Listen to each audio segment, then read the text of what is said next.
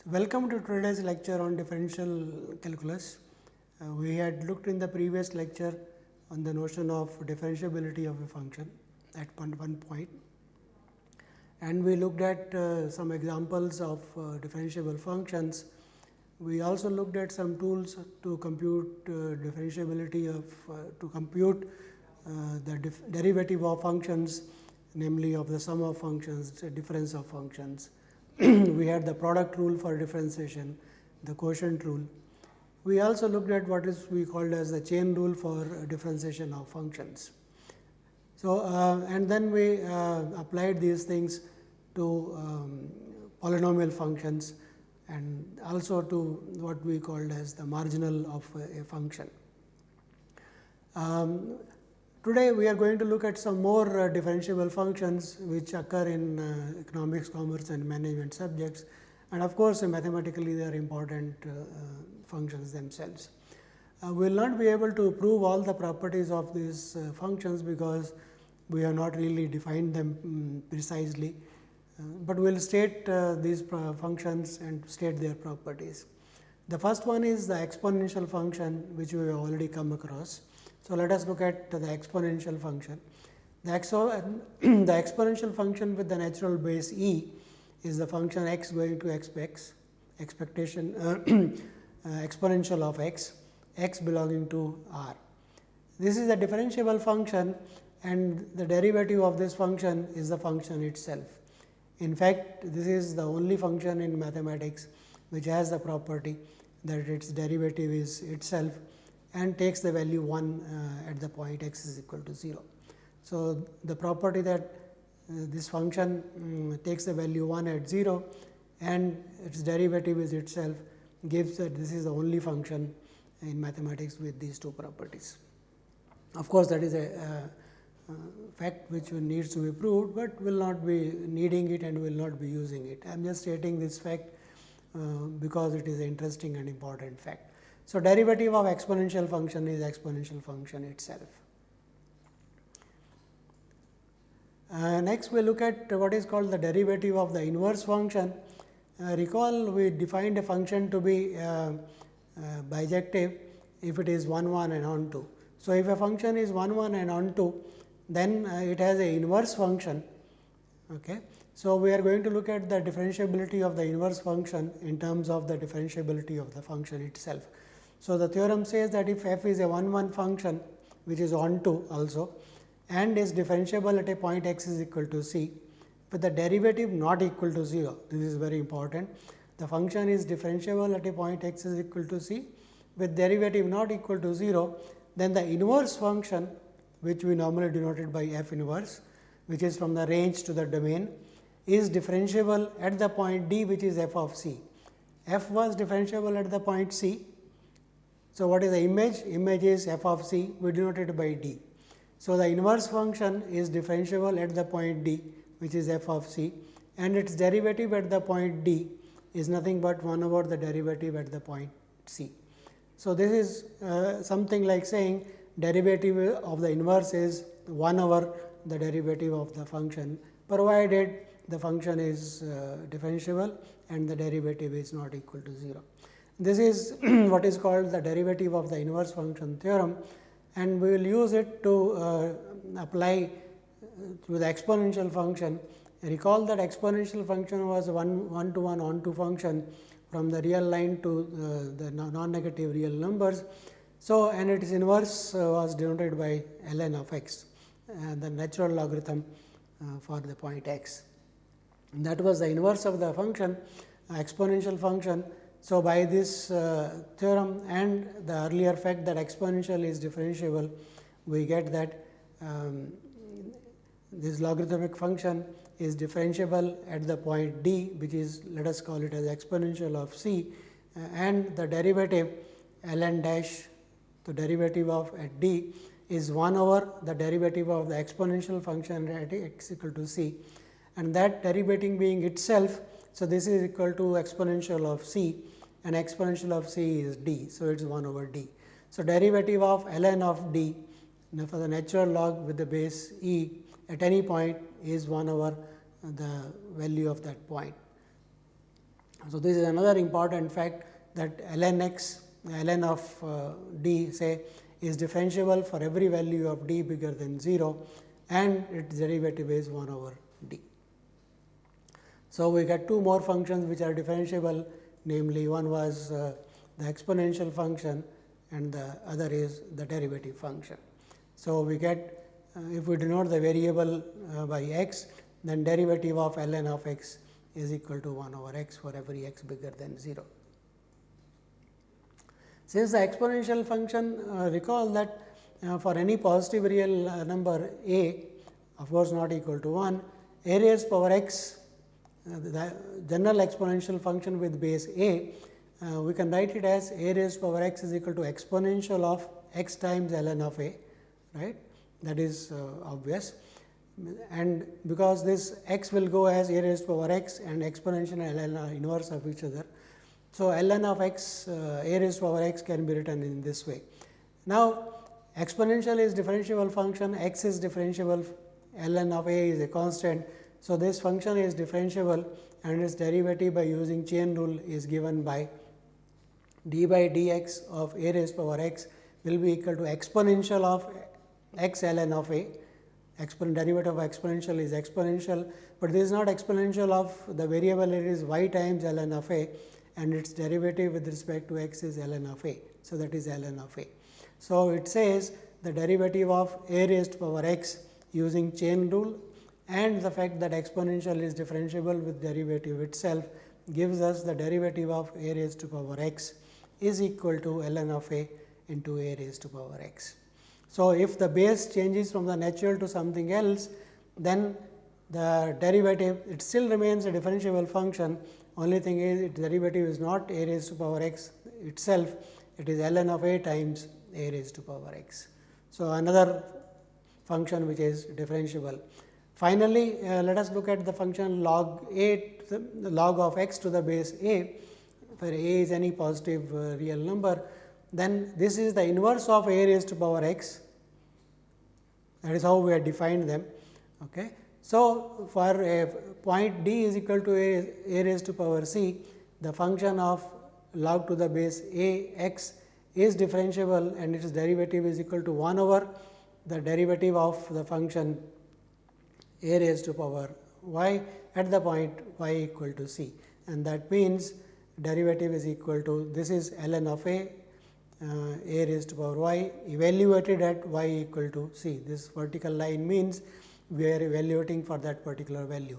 So, for x is equal to d, 1 over derivative of y and y is equal to c. So, we are evaluating at the point c for that. So, this is 1 over a raised to power c, y is equal to c. So, this is a raised to power c of ln of a and a raised to power c is equal to d. So, it is 1 over d ln of a. So, that gives us the formula that the derivative of ln of log of x to the natural base a is at the point x is equal to d is not 1 over d, it is 1 over d multiplied by ln of a in the denominator. So, this gives us so we have got the derivative of log function to the base as a, general base a. We can go on to what are called the power functions. See, for a fixed, let us look at x to the power a. The exponential function was a to the power x, base was fixed. Here the base is varying, the power is fixed. So, let us for any a y equal to x to the power a for x bigger than 0, let us consider this power function. Since we can apply log on both sides, so we get ln of y is equal to a comes out a times ln of x, because x is positive. So, this is defined. So, we can now differentiate both sides with respect to x, apply the chain rule here, derivative of ln of y is 1 over y into the chain rule dy by dx is equal to a derivative of ln of x, that is 1 over x. So, we get ln of y is equal to 1 over y dy by dx a raised power x. So, that gives us the derivative dy by dx is equal to, we can take y on the other side. So, a y by x, and we put the value of y is equal to x to the power a. So, the x to the power a. So, derivative of x to the power a is a minus 1 x to the power a minus 1 for a base for a power a. So, it behaves very much like the natural numbers when a is a natural number or a is a integer, it behaves very much similar to that. So, the power comes down and x to the power minus 1, right. So, derivative of x to the power a is equal to a into x to the power a minus 1, the power goes less by 1. So, we have got lot of examples of differentiable functions, and here is one application of differentiability, which is very useful in the theory of approximations, and it is nice because for any function, if it is differentiable, it gives a way of approximating the value of the function at points nearby, that point where it is differentiable. So, to understand these approximations, let us look at a function f which is differentiable at x naught. So, what does that mean? That means f dash of x naught, which is the limit h going to 0, the increment in y. So, that is f of x plus h minus f of x naught divided by h exists, and that limit we called as f dash of x naught. So, that is a derivative. So, this is a definition of the derivative of the function at the point x naught, because we have assumed it is differentiable. That means, this limit exists and is equal to a number which we have denoted by f dash of x naught. Let us look at the picture. In the picture, what is happening? This blue line, blue curve is the graph of the function f of x. At a point x naught, this is a point x naught, this green line is a tangent line at this point, this is a tangent line. So, this is the tangent line at the point x naught, the green. Let us take a point nearby x naught plus h. So, this is the point x naught plus h. If I draw this vertical line, it will cut the tangent at some point p and meet the graph of the function at the point c. So, what is the point c? C is at x is equal to x naught plus h, and the corresponding y is f of x naught plus h. So, this is this height from this bottom to the top of C is nothing but x is the value which is y naught f of x naught plus h. So, probably in the picture this point is not there. So, let us call this as the point P. So, we will call this point as P. Oh, so this P is already there, sorry. Okay. So, in this picture now, let us analyze what is P B divided by B A. So, this is P B and this is divided by B A. So, what is B A? The length B A is nothing but the whole length is x naught plus h. This point is x naught. So, this length is equal to h. So, A B or B A is equal to h, and P B, this P B, okay. We do not know what is this height at P, but we surely know that this is equal to, if I take B C from B to C minus P to C. So, this P to B I can write as B to C minus P to C. So, that is the numerator here, right. Now, we know that B of C, right, the height B of C is nothing but the full height, that is f of x naught plus h minus the height up to the point B, that is f of x naught. So, the height B C is nothing but f of x naught minus f of x naught plus h minus f of x naught, and the denominator A B is h. So, this ratio P B by B A is equal to f of x naught plus h minus f of x naught divided by h minus. So, this is B C by B A is this value, and P C divided by h, that is the second term. So, let us analyze this a bit slightly further. So, from the picture it should be quite clear that as h goes to 0, that means, as this point x naught plus h comes closer and closer, this height P C is going to become smaller and smaller. This is going to become smaller and smaller, and that is going to become equal to 0.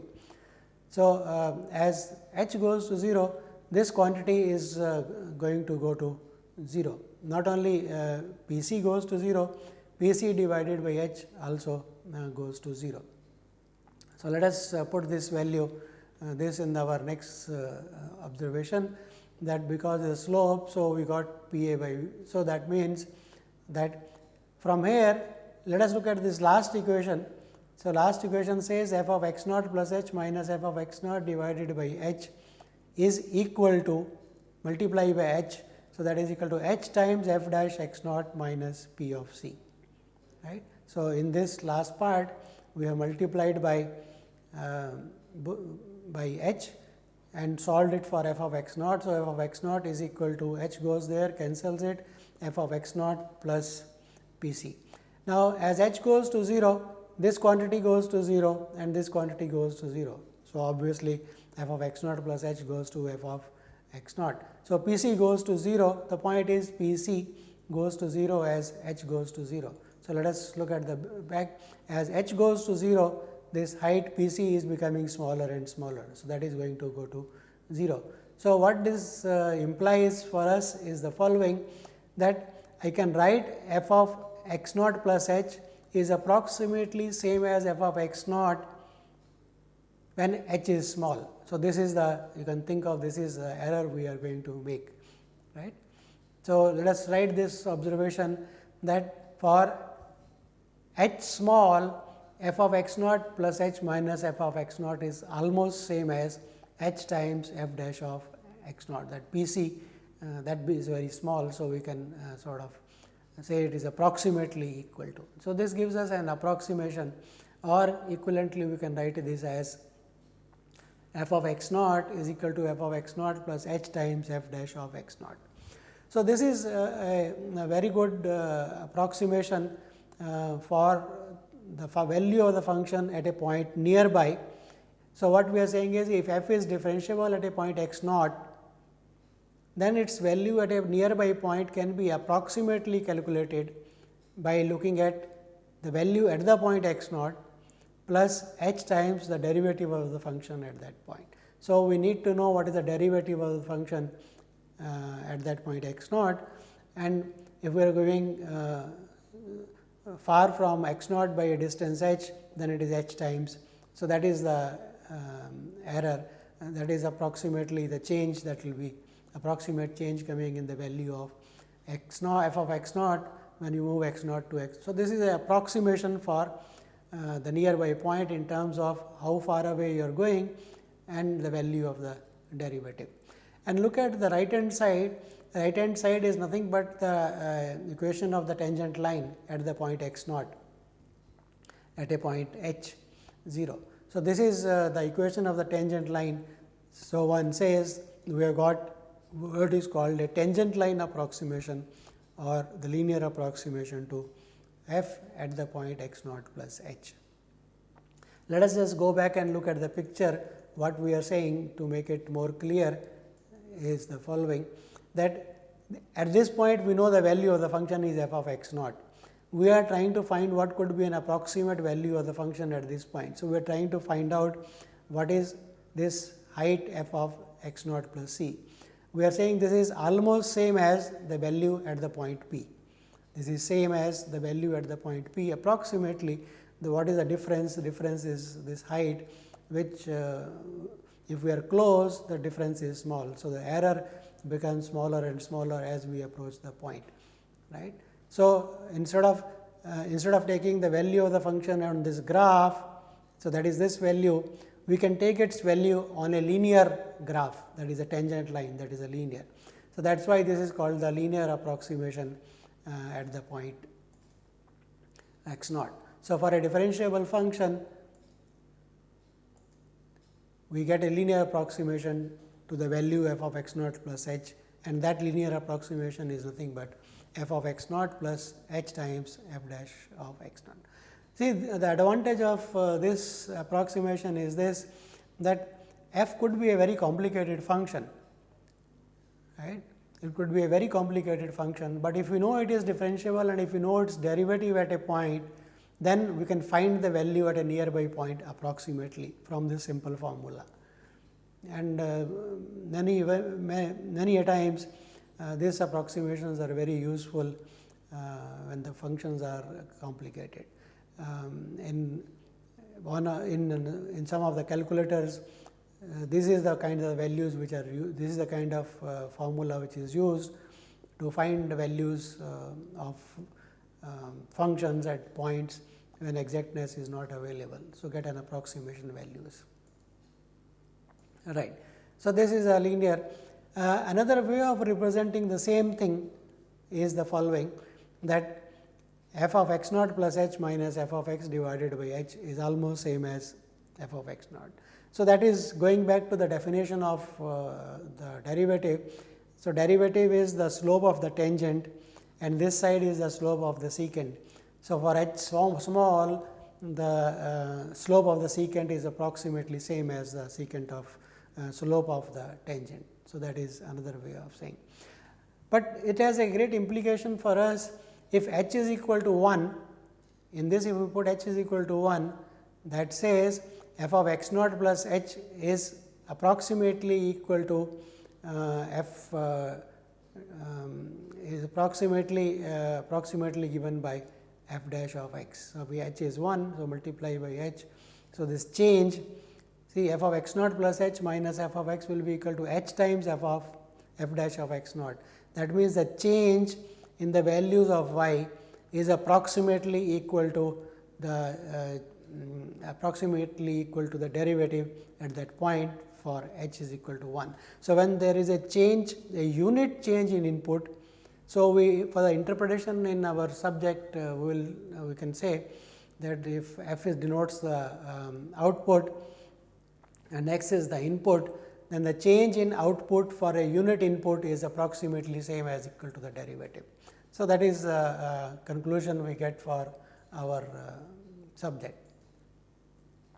So, for a function, if it is differentiable, then and what was the change in the value of the function for a unit change, that was called as the marginal. So, now we are related to the concept of marginal. So, for a function y equal to f of x, if f is differentiable, then the marginal of f at x is nothing but f dash of x. So, in economics, the marginal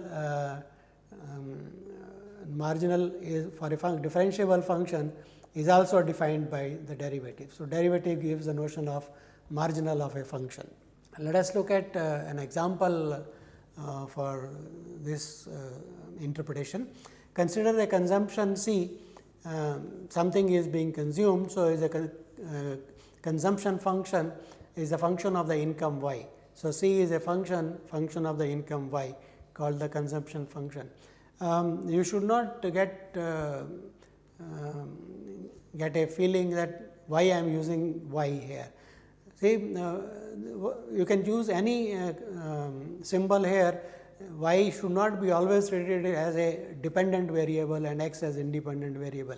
In mathematics, we have the freedom of denoting anything by anything. Okay.